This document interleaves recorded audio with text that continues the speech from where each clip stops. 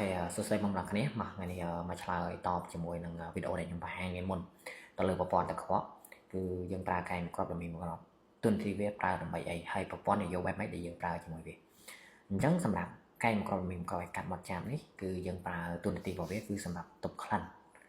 ទៅលើទីតាំងដែលយើងប្រើប្រាស់ដូចជាស៊ីហ្វុងដូចជា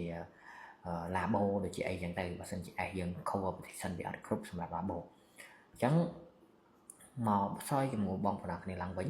តើតោះជាមួយ S ដែលយើងធ្វើបែបអញ្ចឹងយើងប្រើបានតែប្រព័ន្ធ2ទេដែលយើងប្រើបានគឺទី1តើតោះជាមួយប្រព័ន្ធទឹកភ្លៀង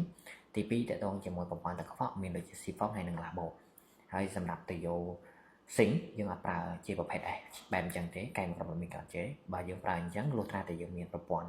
Crystal មានប្រព័ន្ធចម្រោះខ្លាញ់ដើម្បីការពារប្រព័ន្ធនយោជាវានឹងការកក់ស្ទះបើសិនជាបងប្អូនគ្នាប្រើបែបអញ្ចឹងដែរ 100% វានឹងស្ទះមិនយូរមិនឆាប់ទេវានឹងស្ទះអញ្ចឹងបញ្ជាក់ឡើងវិញតើតងជាមួយ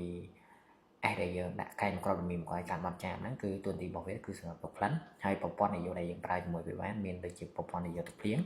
និងប្រព័ន្ធនយោទឹកកខ្វក់មានដូចជា Sifon និង Labo វីដេអូខ្ញុំឆ្លើយតបជូនបងតែប៉ុណ្្នេះទេអរគុណច្រើនបាយបាយ